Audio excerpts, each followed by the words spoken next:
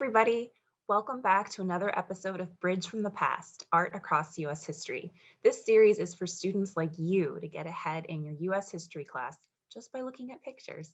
Believe it or not, images tell us a lot about the American story. Today, we're looking at images of the Delano Grape Strike to help us think about how protest can be used to call for change. Let's jump in.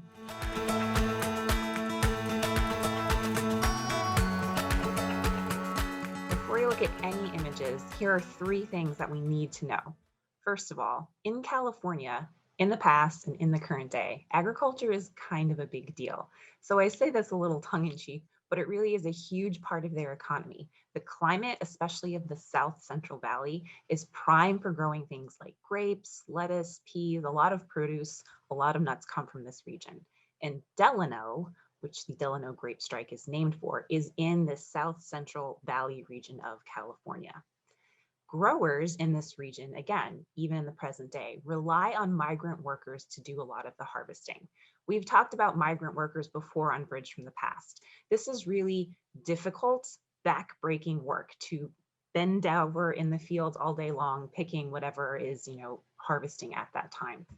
And by nature, a migrant worker is always on the move to whatever needs to be harvested at that time. So they're not ever settling in one place, which would say make it difficult if you're trying to organize a group of these people.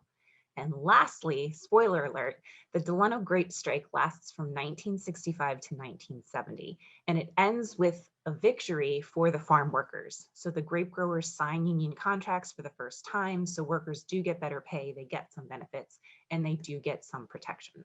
So that's just a little bit of context, and now let's jump into some images. So here is our point of departure.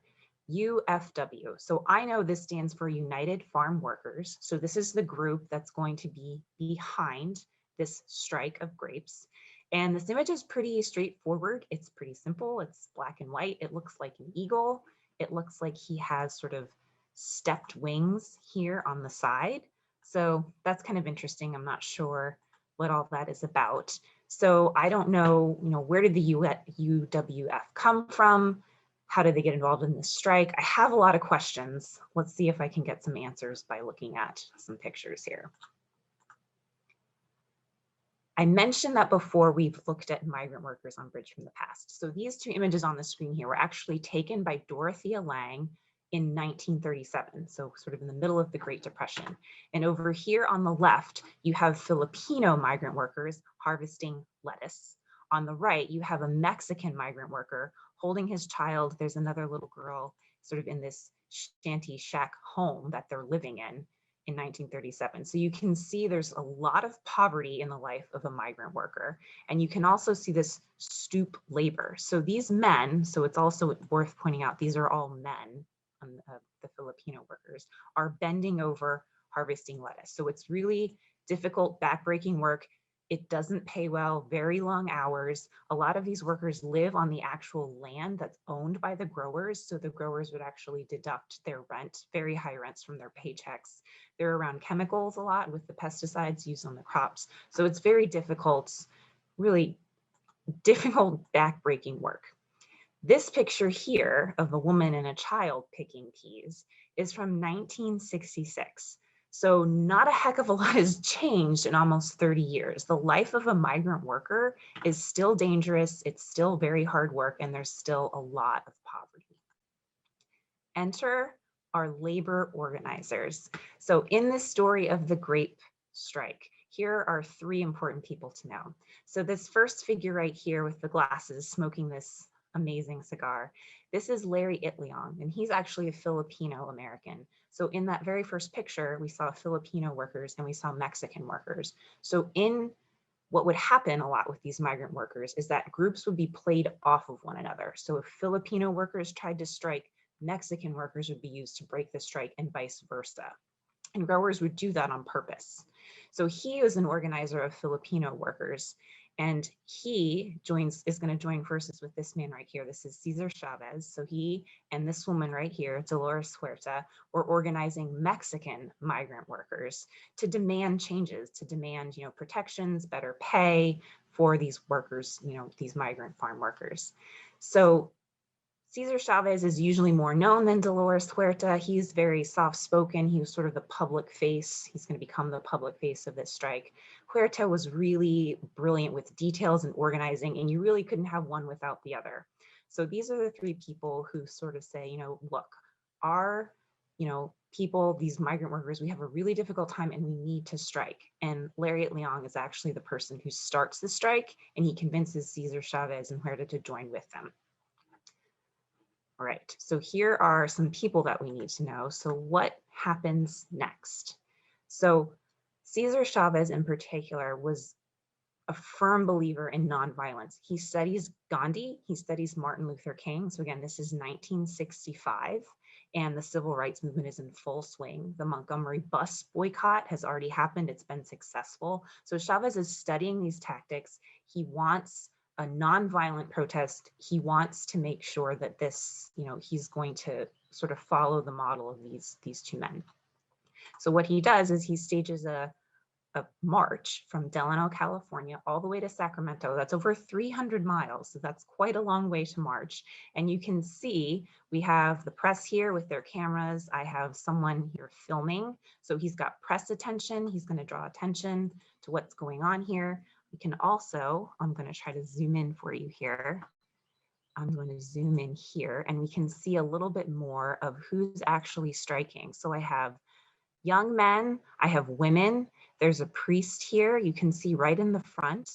I have the Virgin of Guadalupe, so that's a very, a significant religious cultural symbol for Mexicans and Mexican Americans. So there's an element of, of faith, of culture, of pride here. You can see people wearing armbands, carrying the Mexican flag, carrying the American flag. You can see that eagle again. So this is the symbol, it's going to become the symbol of the National Farm Workers Association, which is the group that Chavez and Huerta had formed. So these people are marching peacefully to basically demand changes for migrant workers in California.